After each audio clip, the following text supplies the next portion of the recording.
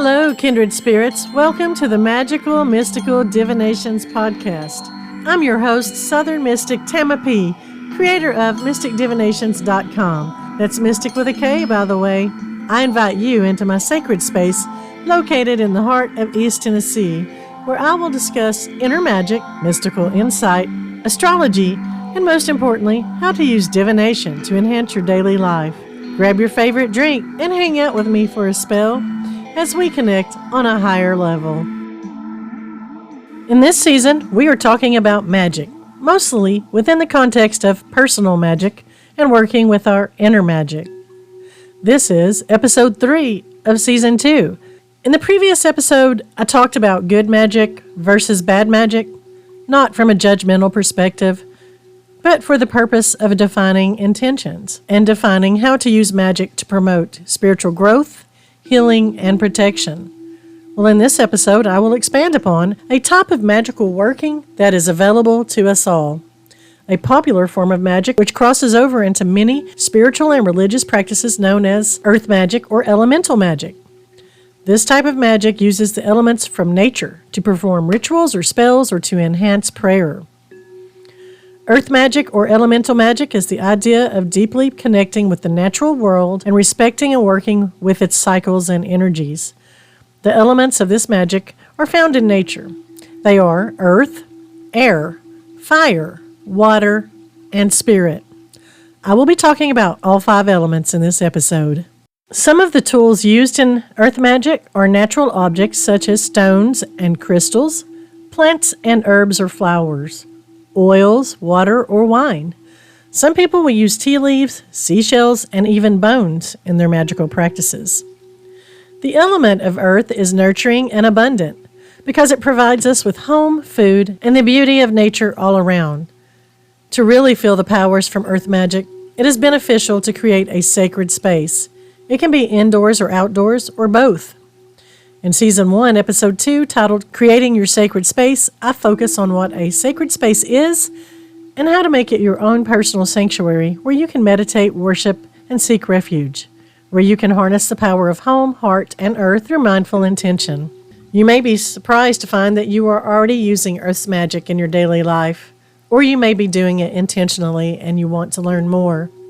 Either way, this episode should inspire and encourage you to welcome earth magic into your daily practices.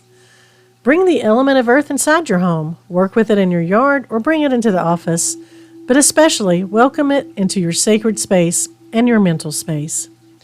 You can easily incorporate earth magic by growing vegetation such as food, flowers, and greenery, which will deepen your connection with the earth. Just like we each have our own personal energy centers known as our chakras, the earth has multiple energy centers, such as ley lines, which can be thought of as earth's veins. Ley lines connect many natural wonders and ancient monuments, while the intersecting points of ley lines are thought to possess high concentrations of energy and electrical current. A lot of people travel to these points of intersection for the opportunity to work with the heightened energy of Earth's natural powers. Look up Dr. Stephen Farmer if you want to research earth magic and the ley lines. I used the earth magic oracle cards that Dr. Farmer developed for my personal divination and communication with the universe, and I can recommend this deck to anyone who loves oracle cards. Now, ancient shamans worked with the practical elements from the earth for healing and also for connecting the body and spirit to the earth. They worked with spirit guides, both ancestral and animal spirit guides. They diagnosed and treated illnesses with natural remedies derived from Mother Earth. Most shamans believe in the gods, and instead of demanding powers from the gods, the shamans ask for what they need. They most certainly work with elemental magic or earth magic, whether or not it is labeled as such. So when you consider working with the natural elements and connecting with the earth, also consider contributing to the earth. We can't always be taking from the earth, we also need to give back. We can do this by being more mindful and choosing more environmentally friendly products.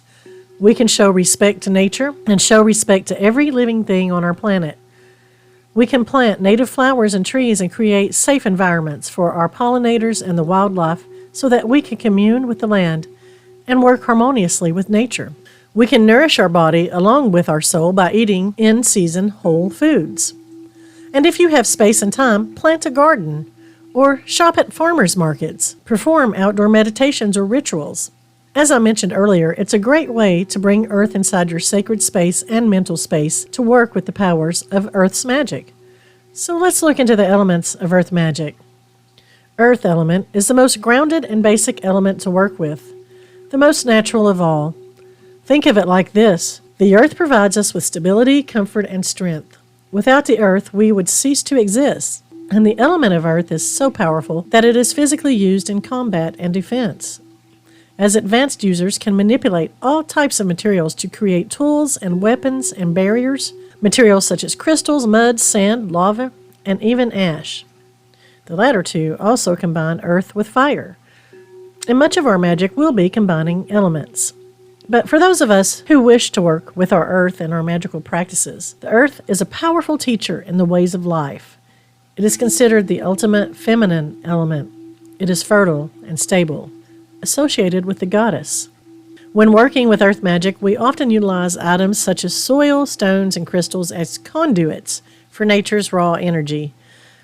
You can use elements such as stones for protection, creating a circle of stones, or even burying stones around your home or property, or wearing stones for protection, casting stones for divination purposes. Tapping into earth's magic can begin with greeting each day with gratitude, giving thanks to earth and nature for the air we breathe. This is especially refreshing if you step outside in the wee morning hours and breathe in the air and welcome the spirit of Mother Nature. We can ground ourselves by walking outside barefoot specifically, or stand in place. Feel the soles of your feet connecting with the ground. Visualize the healing qualities from the soil. Open your arms to welcome the earth's energy. Take a moment for yourself with what I call nature's hug in this manner. Or simply place hands on the ground or hold a chunk of earth to center oneself. In this way, you are connecting with nature. Within earth magic is the element of fire magic, often considered the most spiritual element because it can be used for offensive spells or for cleansing or clearing spells. It creates, but it also destroys. It is mesmerizing. It symbolizes the fertility of God and is considered a masculine energy. Fire is associated with the south and connected to strong will and energy. Candle magic is a part of fire energy, which includes burning candles of specific colors or with clear intentions. You can also do a large bonfire with friends and family for cleansing rituals or during seasonal changes or for powerful intentions. We often use fire in our cleansing rituals to purify a space or object by burning herbs or incense. Placing herbs, crystals, and other symbolic items into a flame as a fire-based offering is another association of elemental magic when you want to represent transformation. As with any elemental magic, you need to form a respect for the element. Working with fire is extremely dangerous, so always take proper precautions. Clearly state your intentions before performing any magical ritual, and be sure to close every ritual with safety in mind. Using the element air in your magic is often used for protection, knowledge, and creativity. Working with the air elemental is associated with smoke, fog, or clouds, and air is also associated with spirits and psychic messages. Air is literally connected to everything else in this world. Since air is invisible, it may be harder to connect with for some people as compared to the other elements, but it doesn't have to be that way when you consider that air is the breath we take. We are invoking the powers of air with mindful breathing techniques. I highly recommend breathing exercises as a way to connect with the air element and change your consciousness. Keep in mind that air is the wind we pass through every single day. Most of the time we aren't even conscious of the air element, but we can tap into its subtle energies by using our imagination and visionary skills. We can interact with air. Visualize air as an energetic field. Pretend it's thicker and vast.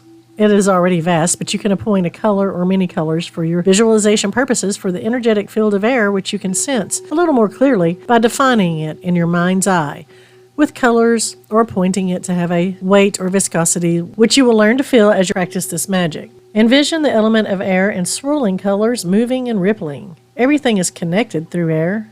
When you do this and you are breathing with mindfulness, allow any message or information to be received.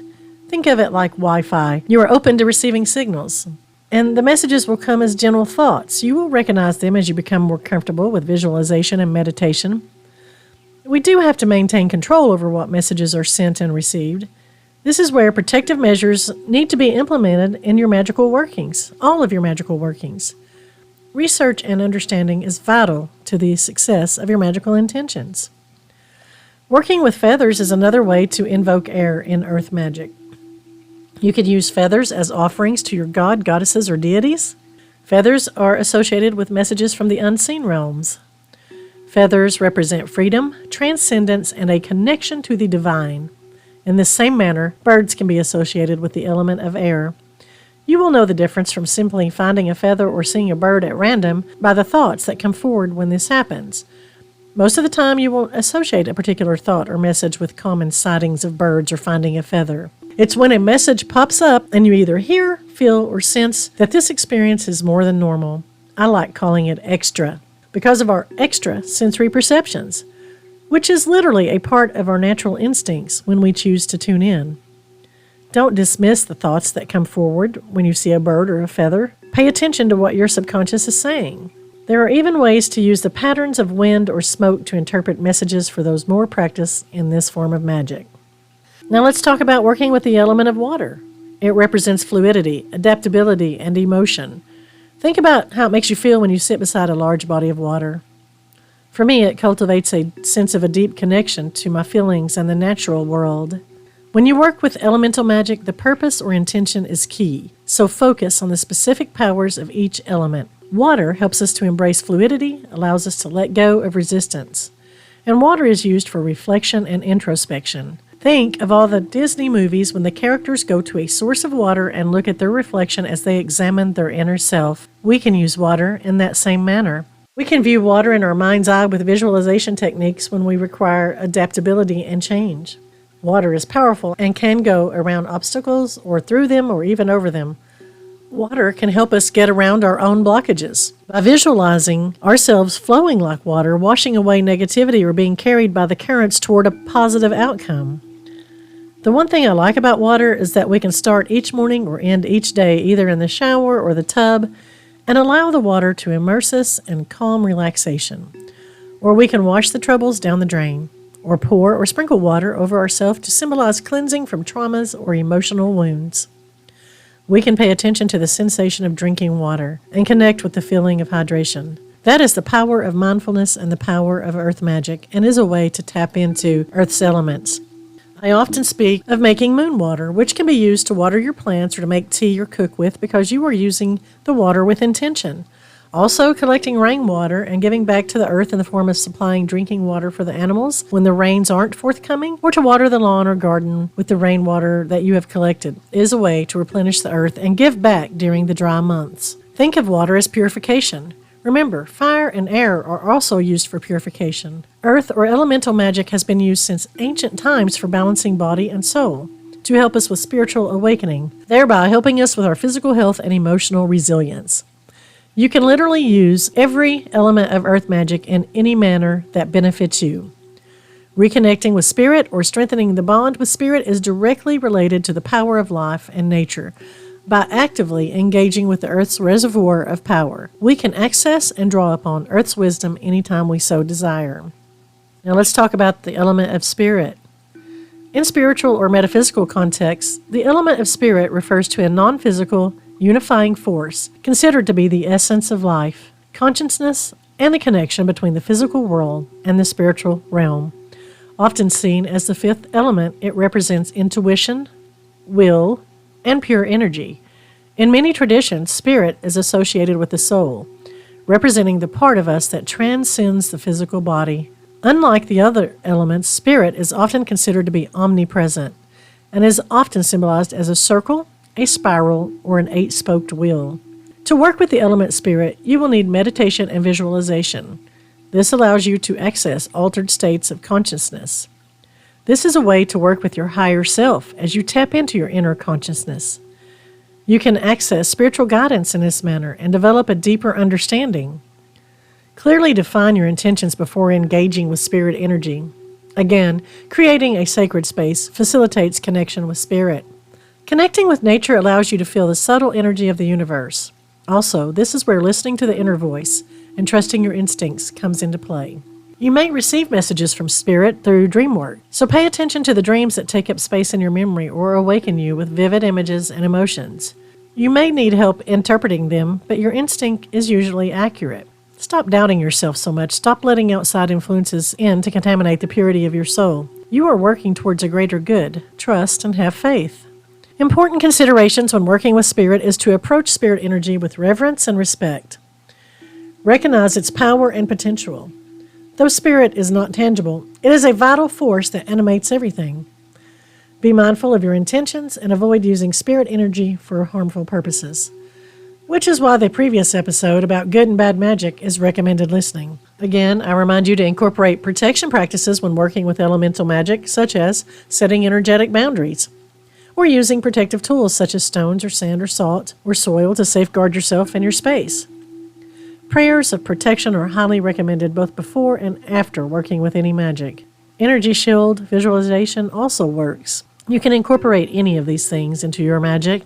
You can bless your home and yourself with smudging or purifying the space with incense, or use symbolism such as wearing or displaying items that represent protection such as Hamza or the Eye of Horus, or a pentagram or cross or a crescent moon.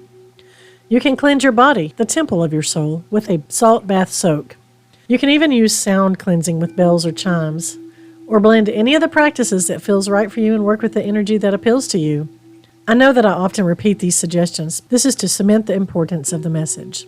One thing I love most about personal magic or inner magic is that it's, personal, made up of choice, sprinkled with consideration.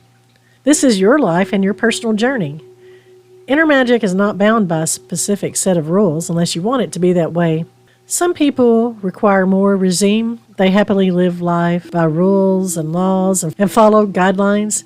And some people love to live life without inhibitions, a little freer spirited, and some are just plain rogue. Again, there is no right or wrong with inner magic, only what works for you. This is your personal magic.